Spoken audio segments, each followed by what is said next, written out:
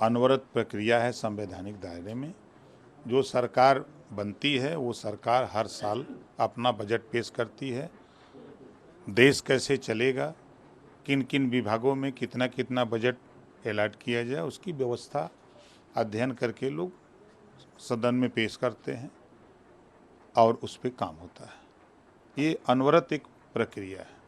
उसी कड़ी में आज बजट पेश हो रहा है। सर, समाजवादी पार्टी के राष्ट्र है और जल्दी उत्तर प्रदेश की जनता उनको धूल चटा देगी।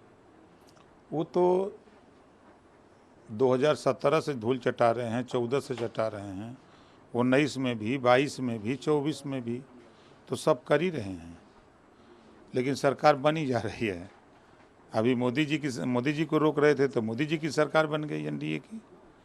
इसके पहले खुद मुख्यमंत्री बन रहे थे, नहीं बन पाए, योगी जी खुद बन गए। उसके पहले भी बन रहे थे, नहीं बन पाए। तो ये तो उनका काम है, उनका कहना बोलना अपना काम है, हम लोगों का अपना काम है। सर, अखिलेश यादव जी कह रहे हैं कि केंद्र देखिए, अगर कोई दिवा स्वप्न देखे तो क्या बुरा है। अपना स्वप्न देखे। सरकार अपना काम कर रही है, सरकार चल रही है। अब देखिएगा 5 साल सरकार अपना कार्यकाल पूरा करेगी। सर, पश्चिम बंगाल के मुख्यमंत्री को आश्रय देगी। अब इस संबंध में देखिए, देश कानून से चल रहा है, कानून का राज है। कानून के दायरे में सबको मिलकर के काम करने की ज़रूरत है और सब लोग कानून के दायरे में रह कर के काम करेंगे। और ये सिस्टम है प्रदेश का, कानून से हट करके कोई काम नहीं कर सकता। सर, कांवड़ कर रहा है और टीएमसी सांसद महुआ मोइत्रा ने सुप्रीम कोर्ट का दरवाजा खटखटाया। सर, कैसे देखते हैं इसको? भैया, मेरे यूपीए सरकार थी, उन्हीं लोगों ने मिल करके 2006 में तो कानून पास किया। उन्हीं के द्वारा बनाया गया ये कानून है। ये कोई नया कानून भारतीय जनता पार्टी या एनडीए सरकार नहीं लेके आई है। उन्हीं के द्वारा बनाया गया कानून है, उसका पालन हो रहा है।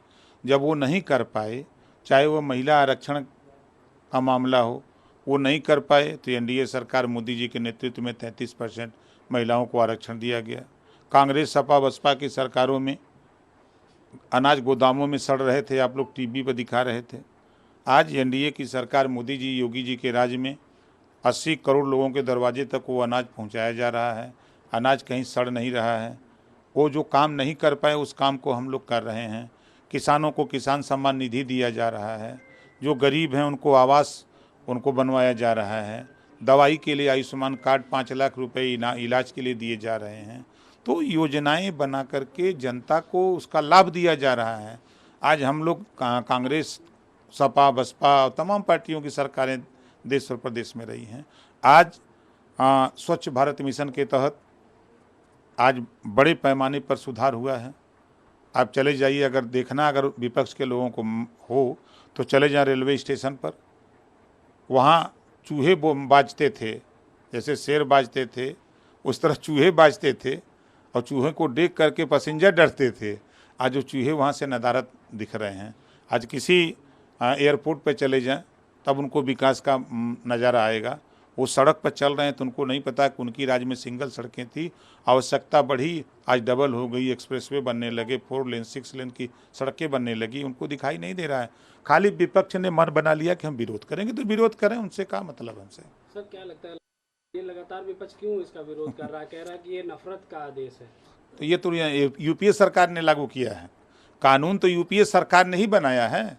ये तो लागू हम लोग कर रहे हैं, एनडीए सरकार कर रही है। ये तो लागू किया जा रहा है ना। कानून तो उन्होंने बनाया, हमने थोड़ा बनाया है।